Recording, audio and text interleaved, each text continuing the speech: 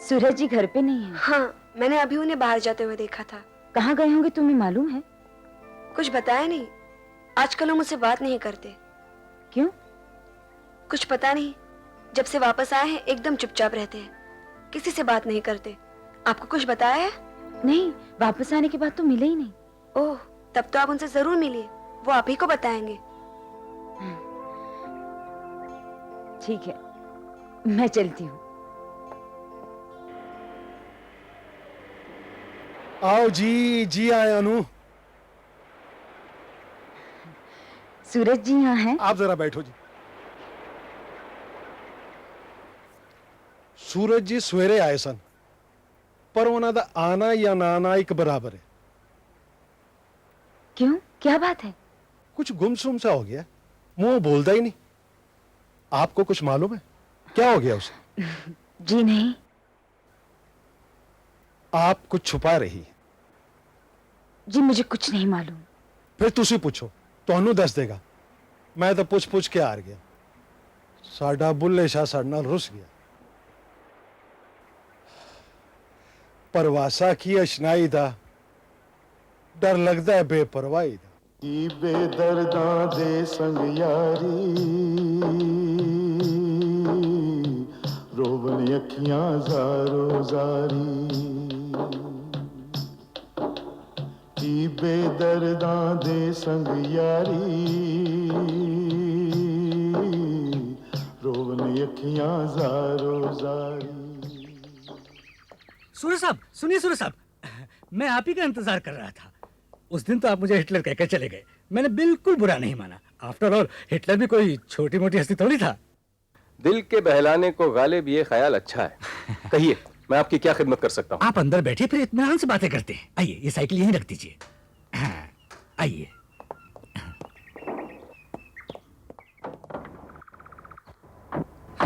बोलिए। देखिए, अगर आप हमारी सेवा करते हैं तो उससे ज्यादा आप अपनी करते हैं, क्योंकि हमसे ज्यादा फायदा आपका होगा। यानी मैं अपना नाम बदलूं? नहीं नहीं नहीं, नाम हम कुछ नहीं बदलना। ध्यान से सुनिए, आपका जो नॉवल हमने छापा है, आपको मालूम है ना कि आधे से ज्यादा वो गोदाम में ही पड़ा है। ये तो आप जानते हैं ना? मैंने देखा तो नहीं, लेकिन अगर आप कह रहे हैं तो ठीक ही कह रहे हो। बिल्कुल ठीक कह रहा हूँ। मुझे पता चला है कि उस नॉवल पर आपको इस साल का सबसे बड़ा पुरस्कार मिल सकता है। हाँ? ये तो बड़ी खुशी की बात है। इसका मतलब गोदाम में पड़ी हुई नॉवल की सब कॉपियां बिक जाएंगी। ओहो, मगर पुरस्कार मिलेगा तब ना। लेकिन आप तो कह रहे हैं कि मिलेगा। भाई, मैं कह रहा हूँ कि मिल सकता है, हाँ। क्योंकि चुनाव करने वालों में एक मेहरा है। उनका कहना है कि अगर 60,000 रुपए उन्हें दे दिए जाएं तो वो ये सारा काम कर सकते हैं। माथुर साहब, पुरस्कार में तो मिलते ही 7,000 रुपए। हाँ, 7,000 मिलेगा, उन्हें दे देंगे, अपना नॉवल बिक जाएगा। तो मुझे क्या मिलेगा? आपको आपका नाम होगा, जगह जगह आपकी चर्चाएं होंगी, आपकी तस्वीरें छपेंगी, और क्या चाहिए आपको? मुझे माफ कीजिए माथुर साहब। अरे अरे, क्या कर रहे हैं सूर्य साहब? अरे मेरी बात सुनिए, समझदारी से काम लीजिए। माथुर साहब, मैं इस तरह पुरस्कार खरीदने के हक में नहीं हूँ, और ना ही मुझे पुरस्कार की इच्छा है। अरे सूरज साहब, आपको मालूम नहीं आप क्या कर रहे हैं? मेरी बात सुनिए। सुनिए, आप मेरी रॉयल्टी के पैसे तो खा गए, अब आप मेरा पुरस्कार भी हड़प करना चाहते हैं? आप महान हैं गुरुदेव, मैं आपको प्रणाम करता हूं। अरे सूरज साहब, मेरी बात तो सुनिए। आपकी बातें सुनकर मुझे अपने लेखक होने पे शर्म आने लगी है।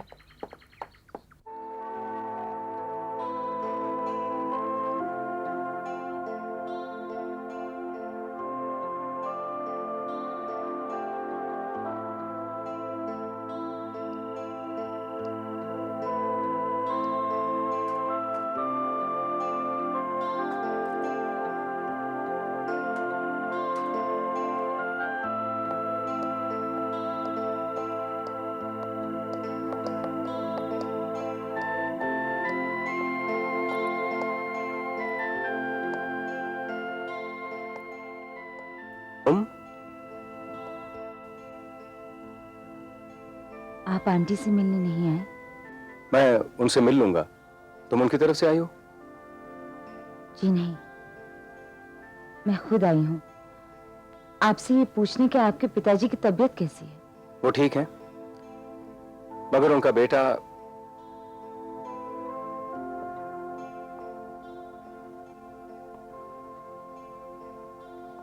मैं समझी नहीं, आप क्या कहना चाहते हैं? उनका बेटा लेखक हो गया है ना, और लेखक किसी का बेटा नहीं होता, ना किसी का बाप, ना पति, ना भाई। ये आप क्या कह रहे हैं? मुझे ऐसा महसूस होने लग गया है, एक लेखक अपनी कहानियों में जितने भी किरदारों को जन्म देता है, उन सब के सुख दुख उसे झेलने पड़ते हैं। उसकी अपनी कोई हस्ती नहीं रहती। मैं आपसे एक बात पूछना चाहती हूँ। पूछूं? पूछो।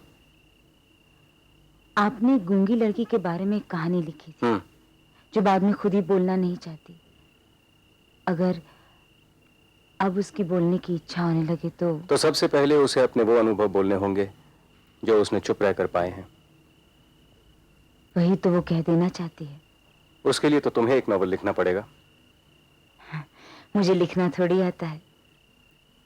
आप लिखेंगे? दूसरों के अनुभव के बारे में लिखना बहुत मुश्किल होता है।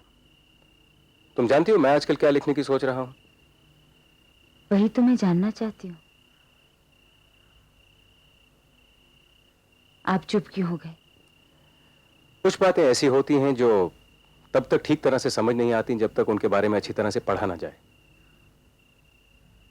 मैं समझ जाऊंगी, आप बताइए ना। मैं एक ऐसे लड़के के बारे में लिखना चाहता हूं जो अपने पिताजी से बहुत प्यार करता है। उसकी मां नहीं है, मां जन्म देते ही मर गई, लेकिन उसके पिताजी ने उसे इतना प्यार दिया कि मां की कमी कभी महसूस नहीं होने दी। फिर अचानक एक दिन उस लड़के को पता चलता है कि उसके पिताजी दरअसल उसके पिताजी नहीं हैं। शादी से पहले उसकी मां का अपहरण हुआ था। कुछ गुंडे उसे उठाकर ले गए थे। चंद महीनों बाद जब उसे वापस लाया गया तो वो पेट से थी, वो बच्चा उसकी कोख में था। फिर भी उसके पिता ने उससे शादी कर ली। बहुत महान थे उनके पिता।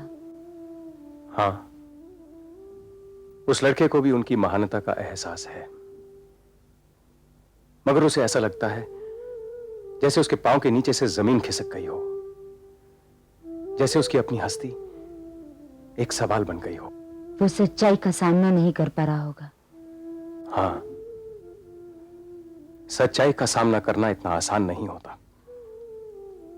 हकीकत जान लेने के बाद आदमी जैसा हो उसके लिए वैसा बने रहना नामुमकिन हो जाता है।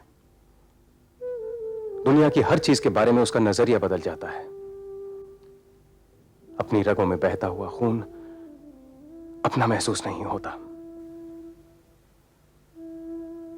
आपको ये कहानी जरूर लिखनी चाहिए। हां, मैं भी यही समझता हूं, वरना यह जहर दिल में ही भरा रहेगा और मैं इसे पीता रहूंगा। आप अपने दर्द बांट क्यों नहीं लेते? किसके साथ? मेरे साथ। एक दिन आपने मुझसे कहा था, तब मैंने आपकी बात नहीं मानी थी। आज मैं तुम्हारी बात नहीं मान सकता। क्यों?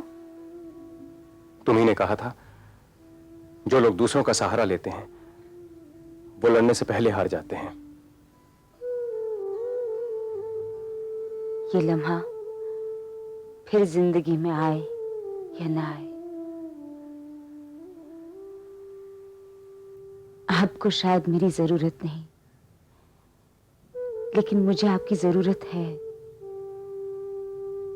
मैं आपके करीब आना चाहती हूँ।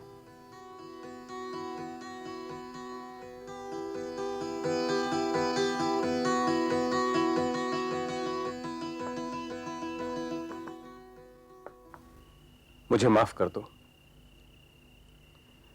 मैं टूट चुका हूं, कहीं जुड़ के नहीं रह सकता, रहना चाहता भी नहीं। मुझे अकेला छोड़ दो।